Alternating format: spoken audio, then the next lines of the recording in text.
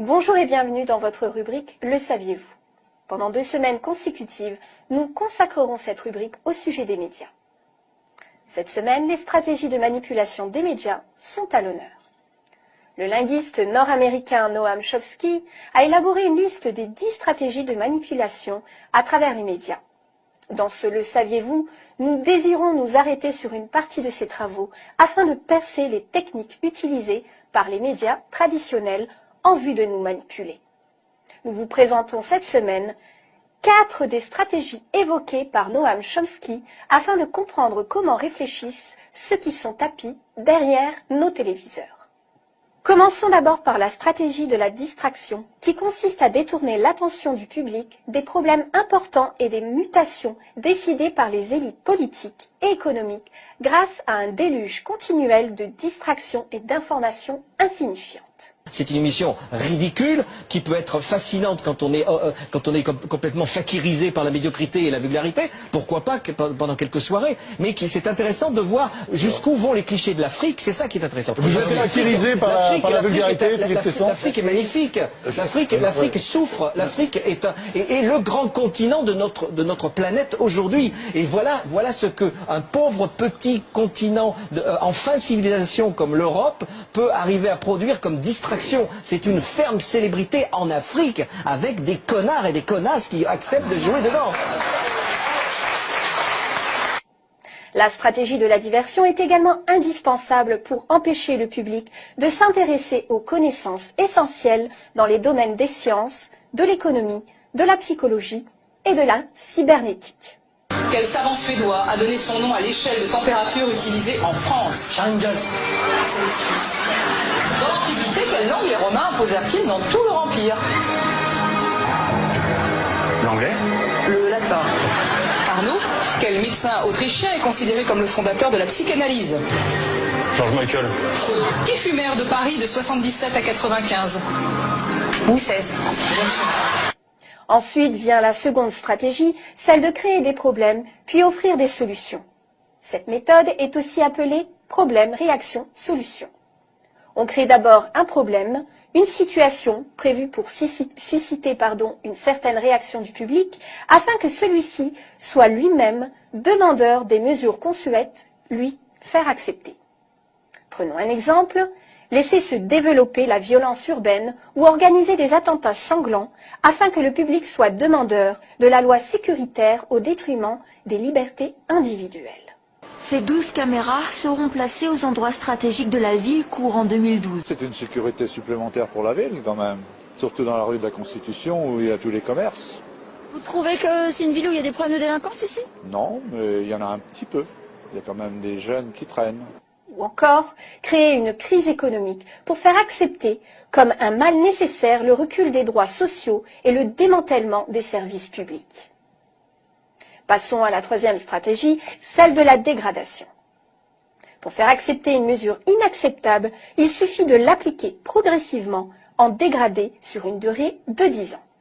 Chômage massif, précarité, salaire n'assurant plus un revenu décent, autant de changements qui auraient provoqué une révolution s'ils avaient été appliqués brutalement. Et enfin, et non pas des moindres, la stratégie du différé, une autre façon de faire accepter une décision impopulaire et de la présenter comme douloureuse mais nécessaire en obtenant l'accord du public dans le présent pour une application dans le futur. Il est toujours plus facile d'accepter un sacrifice futur qu'un sacrifice immédiat. En définitive, nous pouvons prendre de nombreux exemples sur les actualités que nous proposent les médias et ainsi les coller à ce schéma. Selon Noam Chomsky, les techniques de manipulation de ces médias vont encore plus loin. Bonjour et bienvenue dans votre rubrique « Le saviez-vous ». Dans un précédent numéro de Passe l'Info, nous vous avions présenté une partie des travaux du linguiste nord-américain Noam Chomsky intitulé « 10 stratégies de manipulation à travers les médias ». Le saviez-vous de cette semaine vous présente la suite de ses travaux, notamment comment les médias s'adressent au public en vue de les manipuler. Le premier palier est de s'adresser au public comme à des enfants. Plus on cherchera à tromper le spectateur, plus on adoptera un ton infantilisant. Pourquoi ? Si on s'adresse à une personne comme si elle était âgée de 12 ans, alors, en raison de la suggestibilité, elle aura, avec une certaine probabilité, une réponse ou une réaction aussi dénuée de sens critique que celle d'une personne de 12 ans. Le chef de la diplomatie américaine brandit un flacon d'anthrax pour dénoncer l'existence d'armes biologiques, puis fournit une photo non identifiée d'un drone, avion sans pilote, qui pourrait transporter des armes chimiques et biologiques. Le second palier est de faire appel à l'émotionnel plutôt qu'à la réflexion. Faire appel à l'émotionnel est une technique classique pour court-circuiter l'analyse rationnelle et donc le sens critique des individus. De plus, l'utilisation du registre émotionnel permet d'ouvrir la porte d'accès à l'inconscient pour y implanter des idées, des peurs, des pulsions ou des comportements. Pour tirer les conclusions de ces événements tragiques.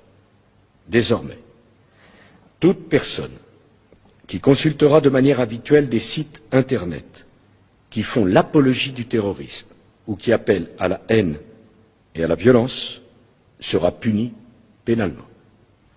Toute personne se rendant à l'étranger pour y suivre des travaux d'endoctrinement à des idéologies conduisant au terrorisme sera punie pénalement.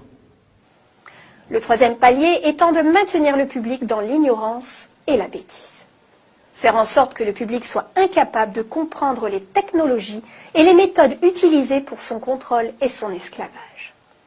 La qualité de l'éducation donnée aux classes inférieures doit être la plus pauvre, de telle sorte que le fossé de l'ignorance isole les classes supérieures des classes inférieures.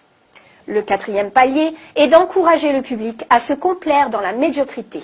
Encourager le public à trouver cool le fait d'être bête, vulgaire et inculte. Ensuite, remplacer la révolte par la culpabilité. Faire croire à l'individu qu'il est seul responsable de son malheur à cause de l'insuffisance de son intelligence, de ses capacités ou de ses efforts. Ainsi, au lieu de se révolter contre le système économique, par exemple, l'individu s'auto-dévalue et culpabilise. La pression relative au traitement des informations par le cerveau est énorme. C'est un des éléments qui explique que les cas de troubles psychiatriques comme l'anxiété, la crise de panique ou la dépression augmentent très rapidement. Les Français sont les champions du monde de consommation d'antidépresseurs. En 15 ans, la prise de ces médicaments a augmenté de 60% dans l'Hexagone. Et enfin, connaître les individus mieux qu'ils ne se connaissent eux-mêmes.